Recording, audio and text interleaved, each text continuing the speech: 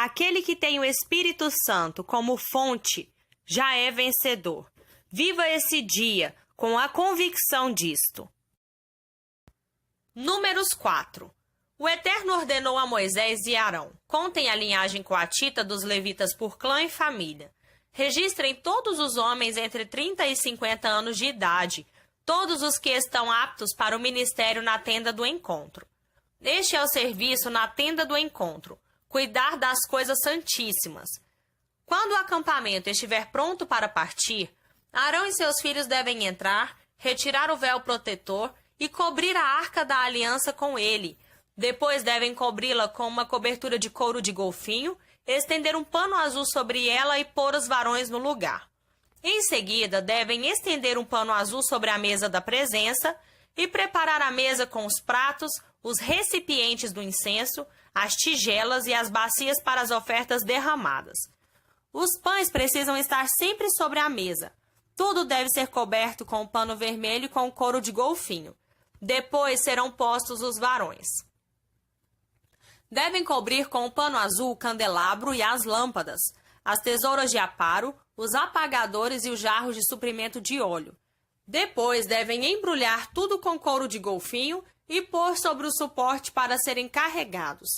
Também cobrirão o altar de ouro com um pano azul e depois com couro de golfinho e o porão sobre um suporte para ser carregado. Eles deverão embrulhar todos os utensílios usados na ministração no santuário num pano azul, cobri-los com couro de golfinho e pô-los no suporte para serem carregados. Deverão remover as cinzas do altar de bronze e cobri-lo com um pano roxo. Ajeitarão sobre ele todos os utensílios na ministração do altar: os braseiros, os garfos, as pás e as bacias e tudo mais. E os cobrirão com couro de golfinho. Depois porão os varões no lugar. Quando Arão e seus filhos terminarem de cobrir todos os utensílios e artigos sagrados, e o acampamento estiver pronto para partir, os coatitas se apresentarão para carregá-los, mas não poderão tocar as coisas sagradas para que não morram. Os coatitas são responsáveis por carregar todos os objetos que estão na tenda do encontro. Eleazar, filho do sacerdote Arão, será responsável pelo óleo para a iluminação, pelo incenso aromático, pela oferta costumeira de cereal e pelo óleo da unção. Ele será responsável por toda a habitação e tudo que há nela, até mesmo seus utensílios e os artigos sagrados. O Eterno disse também a Moisés e Arão: não deixem que os clãs dos coatitas sejam eliminados entre os levitas. Vocês deverão protegê-los para que eles não morram quando se aproximarem das coisas santíssimas. Para protegê-los, Arão e seus filhos deverão entrar antes deles no santuário e indicar a cada homem sua responsabilidade e o que ele deve carregar. Mas os coatitas não poderão entrar para ver as coisas sagradas, nem mesmo por um momento. Se o fizerem, morrerão. O Eterno ordenou a Moisés: conte também os gersonitas, tribo por tribo, de acordo com as famílias de seus antepassados. Registre todos os homens entre 30 e 50 anos de idade, que estão aptos para o ministério na tenda do encontro. Os gersonitas, por família e clã, irão carregar os equipamentos pesados, as cortinas internas do santuário e a tenda do encontro, a cobertura da tenda e a cobertura externa de couro de golfinho, as cortinas da entrada da tenda, as cordas, todos os utensílios usados no seu serviço. Os gersonitas têm a incumbência de fazer todo o trabalho associado a essas coisas. A tarefa de levantar e carregar será realizada sob a supervisão de Arão e seus filhos, que determinarão o que cada um deve carregar. Esse é o trabalho dos clãs gersonitas na tenda do encontro. Itamar, filho do sacerdote Arão, supervisionará o trabalho deles. Conte aos meraritas segundo as famílias de seus antepassados. Conte todos os homens entre 30 e 50 anos de idade que estão aptos para o ministério na tenda do encontro. Esta será a responsabilidade deles em seu serviço na tenda do encontro: carregar as armações da habitação, os travessões, colunas e bases, bem como as colunas do pátio em volta da habitação, com suas bases, estacas e cordas, e todos os utensílios associados a esse serviço. Deve ser mostrado a cada homem exatamente o que ele deve carregar, Essa será a responsabilidade dos clãs meraritas em seu serviço na tenda do encontro, sob a supervisão de Itamar, filho do sacerdote Arão.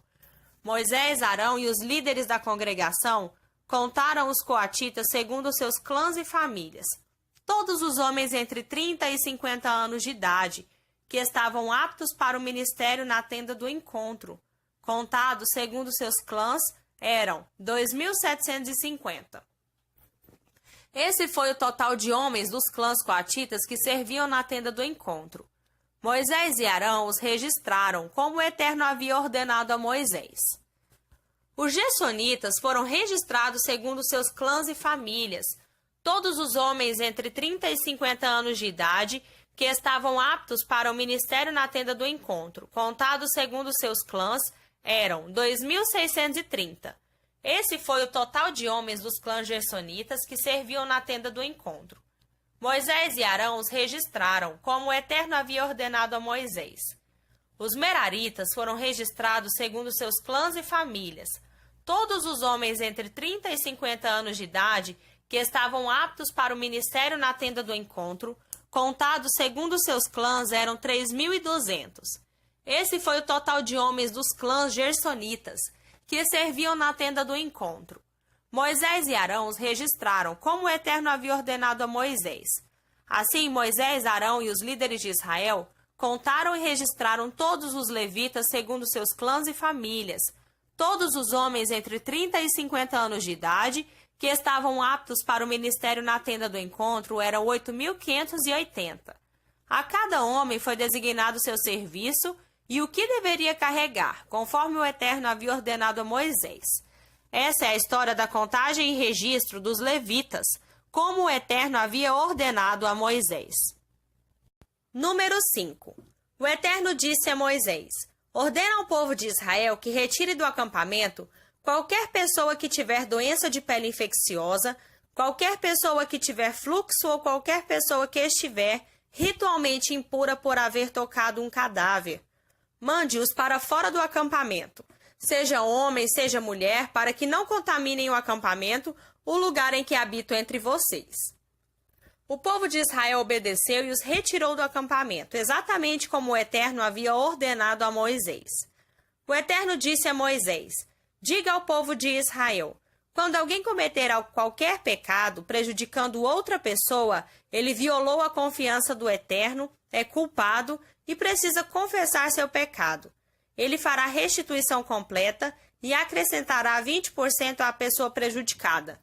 Se a pessoa prejudicada não tiver parentes próximos que possam receber a restituição, esta pertencerá ao Eterno e deverá ser entregue ao sacerdote junto com o carneiro com que se fará expiação. Todas as ofertas sagradas que o povo de Israel apresentar ao sacerdote pertencem ao sacerdote. As dádivas sagradas de cada pessoa são dela mesma, mas o que for dado ao sacerdote ficará com ele. O Eterno disse a Moisés: diga ao povo de Israel: suponhamos que a esposa de um homem seja infiel a ele, deitando-se com outro homem, e o marido não esteja sabendo. Então, mesmo que não haja testemunhas, e ela não tenha sido flagrada nesse ato, se o marido começar a sentir ciúme e suscitar de que ela o está enganando, e mesmo que ela seja inocente e as suspeitas dele sejam infundadas, ele deverá levar a mulher ao sacerdote. Também deverá levar a oferta de 1 jarro de farinha de cevada. Não deverá derramar óleo sobre a oferta nem misturar incenso com ela, porque é uma oferta de cereal pelo ciúme, para revelar a culpa. O sacerdote levará a mulher à presença do Eterno, derramará um pouco de água sagrada num jarro de barro e acrescentará um pouco de pó no chão da habitação na água. Depois que tiver levado a mulher à presença do Eterno, o sacerdote deverá descobrir o cabelo dela e depositar a oferta nas mãos dela, a oferta de cereal pelo ciúme, enquanto ele segura a água amarga que transmite maldição. O sacerdote porá a mulher sobre juramento e dirá: se nenhum homem se deitou com você, e se você não adulterou nem se tornou impura enquanto estava com seu marido, que esta água amarga, que transmite maldição, não faça mal a você. Mas se você teve um caso e se contaminou ao deitar com outro homem, Aqui o sacerdote põe a mulher sob essa maldição. Que o Eterno leve seu povo a amaldiçoar e desprezar você, fazendo que seu útero seque e sua barriga inche. Que esta água que transmite maldição entre em seu corpo e faça inchar sua barriga e secar seu útero. E a mulher dirá, amém, amém. O sacerdote deverá escrever essas maldições num rolo e lavar as palavras na água amarga, que transmite maldição. A água entrará no corpo dela e causará dor aguda. O sacerdote então pegará das mãos dela um punhado da oferta de cereal pelo ciúme, que será balançado diante do Eterno e levado ao altar. Em seguida, o sacerdote levará um punhado da oferta de cereal, usando-a como oferta memorial e o queimará no altar. Depois disso, ele fará a mulher beber a água. Se a mulher estiver contaminada, se for infiel ao seu marido, quando beber a água que transmite maldição, essa água entrará em seu corpo e causará dor aguda, sua barriga inchará e seu útero secará. Ela será amaldiçoada entre seu povo. Mas se ela não estiver contaminada, se for inocente, seu nome estará limpo e ela poderá ter filhos. Esta é a lei acerca do ciúme, no caso da mulher que se desviou e tem um caso, e se contaminou enquanto estava casada, ou do homem atormentado por ciúme por suspeitar da esposa. O sacerdote a levará à presença do Eterno e a submeterá a esse procedimento. O marido será inocentado, mas a mulher pagará por seu erro. Número 6. O Eterno disse a Moisés, fale com o povo de Israel e diga assim, se alguém entre vocês, não importa se homem ou mulher, quiser fazer o voto especial de Nazireu, consagrando-se totalmente ao Eterno, não poderá beber vinho nem qualquer outra bebida fermentada, nem mesmo suco de uva, aliás, nem mesmo poderá comer uvas ou passas. Durante o período de consagração, nada que venha da uva, nem semente, nem casca poderá servir de alimento para essa pessoa. Durante o período de consagração ao Eterno, a pessoa também não poderá cortar o cabelo. O cabelo comprido será um sinal de consagração ao Eterno. Nesse mesmo período, a pessoa não poderá tocar nenhum cadáver, mesmo que seja o corpo do pai, mãe, irmão ou irmã. Ela não poderá se contaminar ritualmente, porque o sinal da consagração ao Eterno está sobre a cabeça dela. Durante todo o período da consagração, a pessoa irá se dedicar ao Eterno. Se alguém morrer repentinamente na presença da pessoa consagrada, e assim sua cabeça for ritualmente contaminada, ela terá de rapar a cabeça no dia da sua purificação, isto é, no 7º dia. No 8º dia, levará 2 rolinhas ou 2 pombinhos ao sacerdote, na entrada da tenda do encontro. O sacerdote oferecerá uma das aves como oferta de perdão e a outra como oferta queimada, purificando a pessoa da contaminação ritual em virtude do contato com o cadáver. A pessoa reconsagrará o cabelo nesse dia e renovará seu voto de Nazireu com o Eterno, levando um cordeiro de 1 ano como oferta de reparação. Dessa forma, o período de consagração é reiniciado. Os dias anteriores não contam, porque a consagração foi ritualmente contaminada. Estas são as instruções para quando terminar o período da consagração dessa pessoa ao Eterno. Ela deverá ser levada à entrada da tenda do encontro. Ali apresentará suas ofertas ao Eterno. Um cordeiro de 1 ano sem defeito para a oferta queimada. Uma cordeira de 1 ano sem defeito para a oferta de perdão. Um carneiro sem defeito para a oferta de paz. Um cesto de pães sem fermento, feitos de farinha da melhor qualidade, misturados com óleo, pães finos untados com óleo, junto com suas ofertas de cereal e ofertas derramadas. O sacerdote se aproximará do Eterno com um cesto de pães sem fermento e, por fim, apresentará a oferta de cereal e a oferta derramada. Na entrada da tenda do encontro, deverá rapar o cabelo que foi consagrado e queimá-lo no fogo com a oferta de paz. Depois que a pessoa tiver rapado o cabelo da consagração, o sacerdote pegará um ombro de carneiro cozido, um pedaço de pão sem fermento e um pão fino do cesto, e os depositará nas mãos dela. O sacerdote então os balançará como oferta movida diante do Eterno. Estas ofertas são sagradas e pertencem ao sacerdote. junto com o peito que foi apresentado como oferta movida e a coxa que foi ofertada. Então a pessoa estará livre para beber vinho. Essas são as instruções para os nazireus. Quando levarem suas ofertas ao Eterno, no seu voto de consagração, além das outras ofertas, eles precisam cumprir seus votos conforme as instruções para os nazireus. O Eterno disse a Moisés: diga a Arão e seus filhos: eis como vocês deverão abençoar o povo de Israel. Digam a eles: que o Eterno abençoe e guarde vocês. Que o Eterno sorria para vocês e presenteie vocês. Que o Eterno olhe para vocês bem nos olhos e os faça prosperar. Ao fazê-lo, eles porão meu nome sobre o povo de Israel. Eu darei a confirmação, abençoando-os. Novo Testamento. Marcos 4, do 1 ao 20. Ele voltou a ensinar à beira da praia. A multidão que se formou em torno dele era tão grande que ele entrou num barco, perto da praia, e assentou-se. Jesus usou o barco como púlpito. Enquanto o povo se acotovelava perto da água, ele ensinava por meio de histórias, muitas histórias. Ouçam, o que vocês acham? Um agricultor estava semeando. Enquanto fazia seu trabalho, algumas sementes caíram pelo caminho e aves as comeram. Outras caíram no meio de pedregulhos. Brotaram rapidamente, mas não aprofundaram raízes. Com o calor do sol, secaram tão rapidamente quanto haviam brotado. Outras ainda caíam no meio das ervas daninhas. As sementes chegaram a brotar, mas foram sufocadas. Nenhuma sobreviveu.